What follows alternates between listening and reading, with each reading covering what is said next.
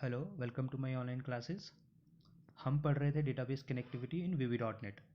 और जो previous video हमने बनाई, जो लेक्चर दिया और जिसमें हमने डेटाबेस कनेक्टिविटी के बारे में जाना कि क्या क्या हम उसमें पढ़ेंगे, और थोड़ा बहुत हमने जो दो तीन चार स्लाइड्स पढ़ी हुई उनके बारे में जाना। अब इसी वीडियो को हम कंटिन्यू कर रहे हैं आगे। जैसे मैं फिर से थोड़ा सा रिपीट करूँगा क्या क्या हमने टेबल ऑफ कंटेंट्स देखे। उसके बाद नेक्स्ट जो हमारी पहली स्लाइड थी, हमने जाना कि डेटाबेस क्या होता है और डेटाबेस कनेक्टिविटी क्या होती है और क्यों करते हैं हम ये सब। तो बहुत अच्छे से हमने इसको क्लियर किया।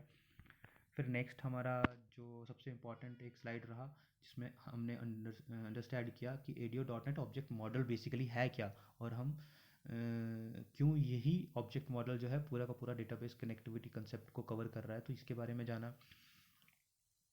फिर जो 2.1 हमारा टॉपिक था, different types of data providers, तो उसमें सिर्फ हम यही ओनली डीबी ही पढ़ने वाले हैं आगे। तो चलो, फिर भी हमने जाना कि इसमें कुछ different types of data providers available होते हैं एडियो डॉट नेट में। हम सारे के सारे तो नहीं पढ़ सकते इसमें, लेकिन हमने ओनली डीबी के बारे में जो हम आगे पढ़ेंगे, सिर्फ इसी डेटा प्रोवाइडर को हम माइंड में रख कर करेंगे, ठीक है।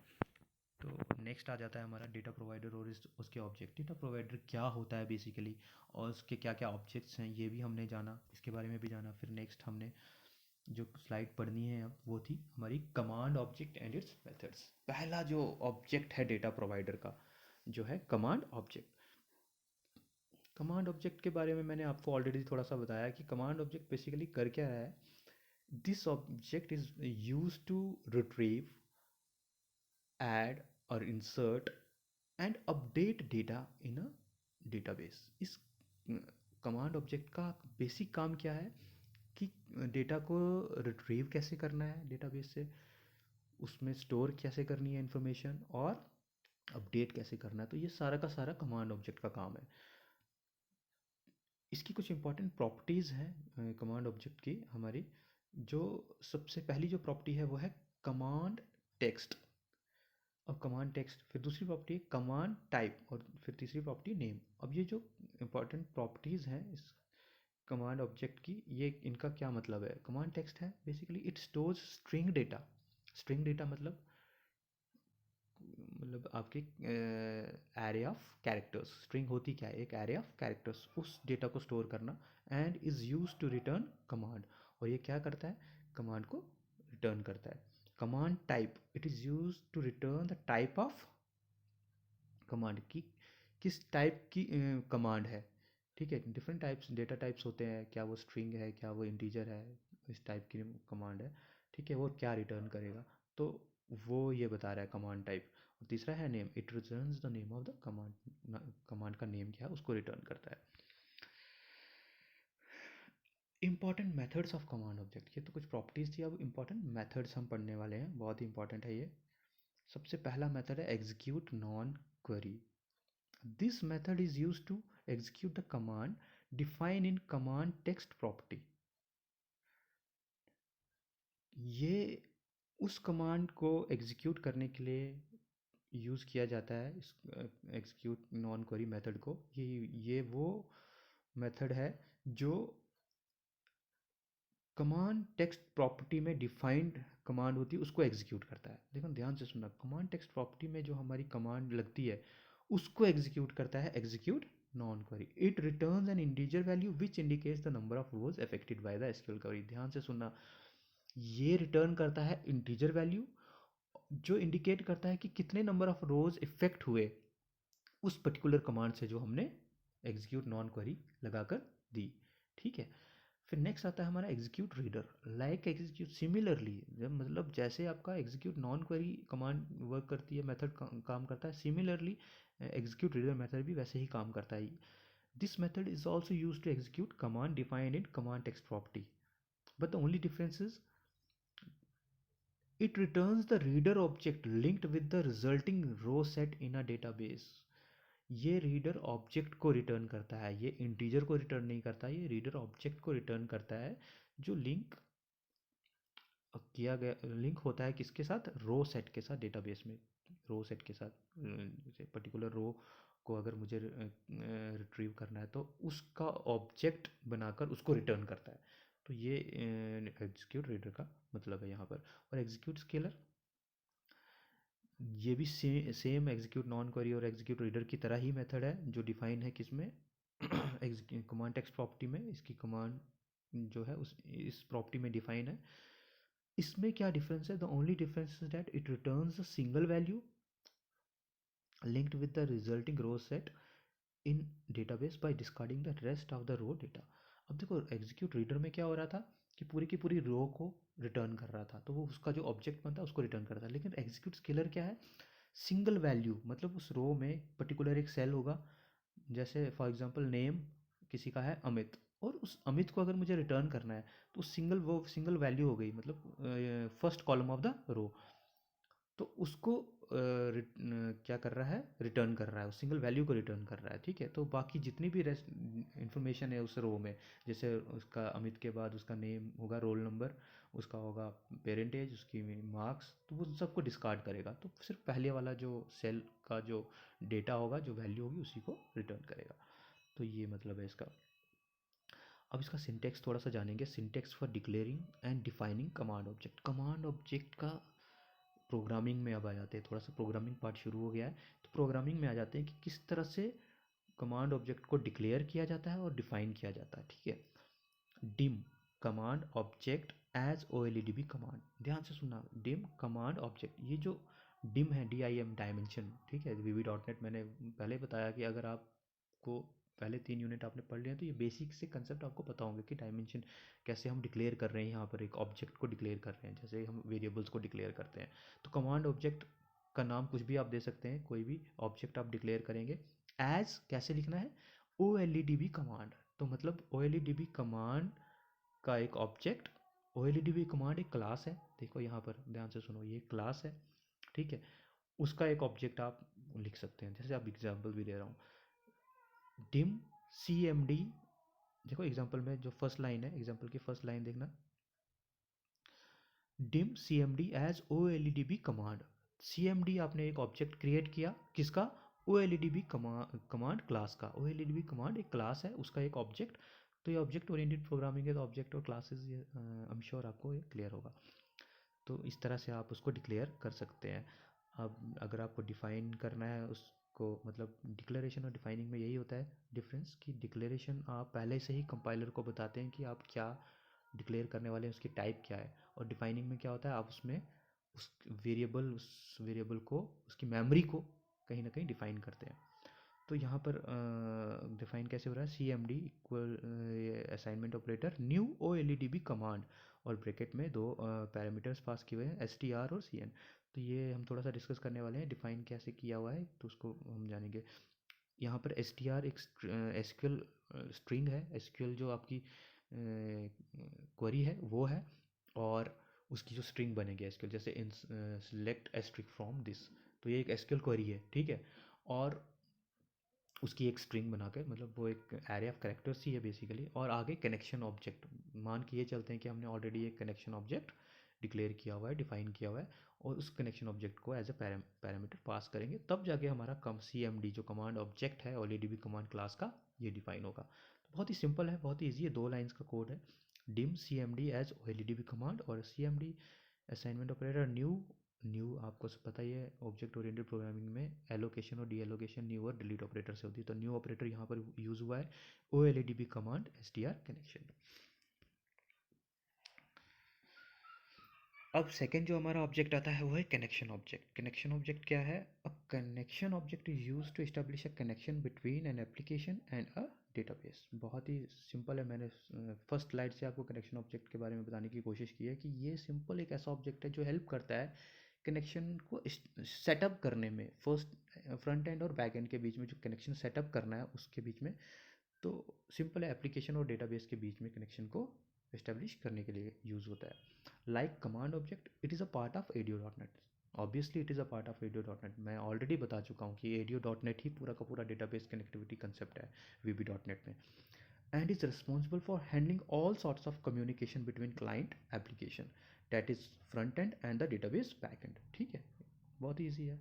जितने भी टाइप्स की हमने कम्युनिकेशन करनी है वो सारा का सारा कौन उसका रिस्पॉन्सिबल है? Connection object. In VB.NET, there are two ways a database connection can be established in a .NET framework. OLEDB connection, दो वेज से कनेक्शन इस्टेब्लिश होता है, OLEDB कनेक्शन,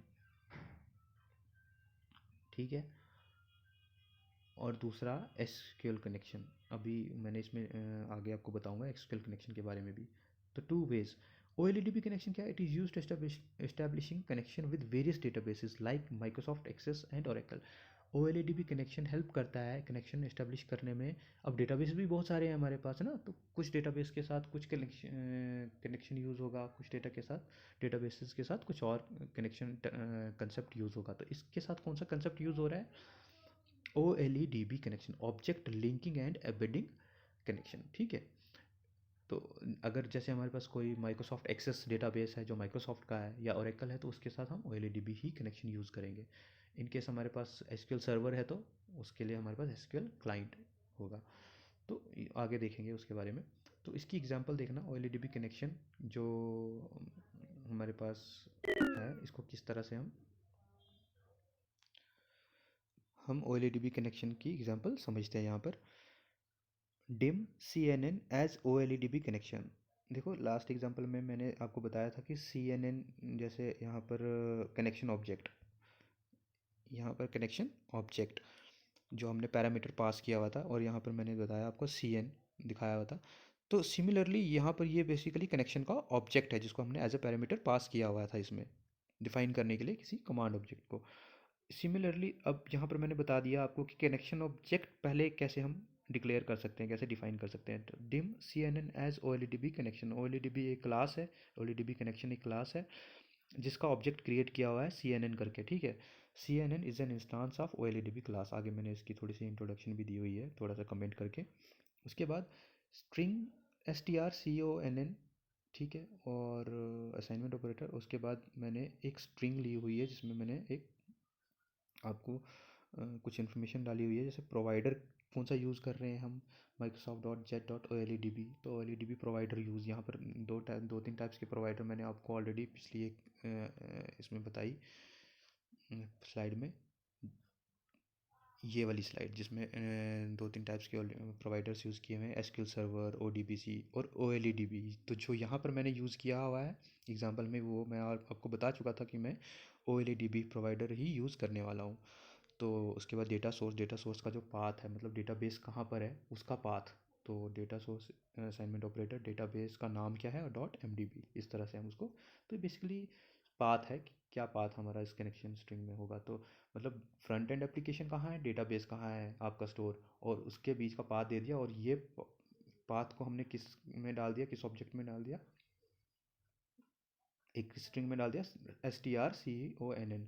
एक स्ट्रिंग का ऑब्जेक्ट क्रिएट किया, ठीक है, और उसके अंदर एक इस वेरिएबल के अंदर डाल दिया।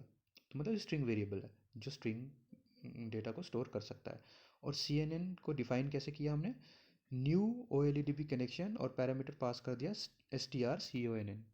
ध्यान से देखना इस चीज़ को, बहुत ही ईजी है, बहुत ईजी है, ठीक है। पहला क्या किया आपने, देखो फिर से रिपीट कर रहा हूँ। पहला आपने dim CNN as OLEDB connection, एक ऑब्जेक्ट क्रिएट किया OLEDB कनेक्शन क्लास का, ठीक है। दूसरी लाइन क्या है, एक स्ट्रिंग ऑब्जेक्ट लिया, ठीक है, स्ट्रिंग वेरिएबल लिया जिसमें आपने ये पाथ जो है कॉपी करके डाल दिया। ये आपके कंप्यूटर में जो पाथ होगा आपको डेटाबेस जहाँ पर है उसका पाथ कॉपी करके इसमें डाल देना है, ठीक है। और प्रोवाइडर, ये आपने अगर OLEDB प्रोवाइडर यूज़ करे तो ये लिखना है प्रोवाइडर कौन सा है, microsoft.z.OLEDB.4.0। तो ये आपने डालना है। उसके बाद बहुत ईजी नेक्स्ट स्टेप क्या है हमारा, जो CNN ऑब्जेक्ट आपने OLEDB कनेक्शन क्लास का क्रिएट किया उसको मेमोरी एलोकेट करानी है। मतलब उसके अंदर OLEDB कनेक्शन में क्या पास करना है, हमने इस स्ट्रिंग ऑब्जेक्ट को पास करना है, strCNN, इसको पास करना है। तो आगे मैंने कमेंट लिखा हुआ है कनेक्शन इस्टेब्लिश। बस ये 3 लाइंस का कोड है और कनेक्शन आपका इस्टेब्लिश हो जाएगा। बहुत ही ईजी है, आई एम श्योर ये आपको समझ आ गया होगा। नेक्स्ट आपका आ जाता है कनेक्शन ऑब्जेक्ट को कंटिन्यू कर रहे हैं हम। SQL कनेक्शन में कैसे होता है, मैंने आपको बताया दो वेज में होता है आपका OLEDB कनेक्शन, हमने यही पढ़ना है। अब मैं थोड़ा सा आपको इंट्रोडक्शन दे रहा हूँ कि SQL कनेक्शन में कैसे हम कनेक्शन को इस्टेब्लिश कर सकते हैं। तो इसमें हमको इंपोर्ट करना होता है system.data.sql क्लाइंट। तो ये नेम स्पेस है, बेसिकली इसको इंपोर्ट करना होता है। सिमिलरली उसमें आपने इंपोर्ट करना है system dot data dot O L A D B, ठीक है। तो कनेक्शन और O L A D B command. अब यहाँ पर आपका आ जाता है डिम एस टी आर, किस तरह से होगा एसक्यूएल कनेक्शन में, dim S T R C O N N as string, S T R C O N as data पे डेटा सोर्स सर्वर नेम जो भी डालोगे, इनिशियल कैटलॉग डेटाबेस नेम। तो थोड़ा सा डिफरेंट प्रोसीजर है लेकिन ऑलमोस्ट सेम ही है। तो ये आपका S T R C O N में चला जाएगा और फिर फाइनली आपने क्या करना है, ये वाली लिखनी है statement, C N N assignment operator new SQL connection S T R C O N, उसमें तो कनेक्शन एस्टेब्लिश हो गया। बहुत ईजी है, लेकिन हम उसमें ज़्यादा जाने वाले नहीं है क्योंकि हम O L E D B के साथ काम करने वाले हैं, तो हम ये वाला ज़्यादा इसको अपने नेक्स्ट स्लाइड्स में भी यूज़ करेंगे, ठीक है। नेक्स्ट हमारा ऑब्जेक्ट आ जाता है डेटा प्रोवाइडर का डेटा रीडर। डेटा रीडर भी बहुत ही ईजी है, मैंने आपको बताया कि ये यूज़ होता है फेच करने, इंफॉर्मेशन फेच करने के लिए डेटाबेस से, लेकिन रीड ओनली फॉर्मेट में, ठीक है। तो this object is used to retrieve or fetch data in read-only format. It is read-only retrieval of results from a database by calling execute reader. ध्यान से देखना इसमें मेथड कौन सा यूज़ हो रहा है, execute reader method of command object. जो हमने कमांड ऑब्जेक्ट ऑलरेडी पढ़ा उसमें हमने एक एग्जीक्यूट रीडर मेथड पढ़ा, वो वाला मेथड डेटा रीडर जो है ऑब्जेक्ट क्रिएट ये एग्जीक्यूट करता है, इसको कॉल करता है। इसमें भी दो वेज में हमारे पास डेटा हम रीड कर सकते हैं डेटाबेस से, एसक्यूएल डेटा रीडर और एलईडीबी रीडर। तो मैं ये इसलिए बता रहा हूँ कि मैं आप कोशिश कर रहा हूँ कि आप साथ साथ में एसक्यूएल, क्योंकि काफ़ी सारे स्टूडेंट्स जो है कंफर्टेबल एसक्यूएल के साथ भी होते हैं, एसक्यूएल डेटा रीडर के साथ, एसक्यूएल कनेक्शन के साथ, तो काफ़ी सारे एक्सेस के साथ भी होते हैं। तो क्योंकि ये एक बेसिक सा ही है, ज़्यादा इसमें हमारे कोर प्रोग्रामिंग नहीं है, तो मैं O L E D B data reader के साथ ही जा रहा हूँ, लेकिन मैंने फिर भी थोड़ा बहुत एसक्यूएल डेटा रीडर या एसक्यूएल कनेक्शन के बारे में भी डाला हुआ है। तो आप इसको जो भी आपको ठीक लगता है आप उसमें से यूज़ कर सकते हैं। We will discuss O L E D B data reader as we are dealing with M S Access. तो क्योंकि मैंने इसमें एग्जाम्पल भी डॉट एम डी बी इसमें भी लिया हुआ है, लास्ट में भी लिया हुआ है, डेटाबेस का नाम देखो डॉट एम डी बी, तो मैं इसलिए O L E D B dot M D B मतलब माइक्रोसॉफ्ट एक्सेस की वो एक्सटेंशन है, तो इसीलिए मैं इसी के साथ जा रहा हूँ।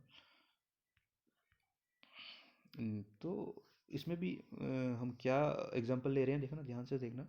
Example dim R D as O L E D B reader, मतलब dim R D object create किया किसका, O L E D B reader class का। सेकंड क्या लिखा, dim C M D as O L E D B command, O L E D B command class का एक command object create किया।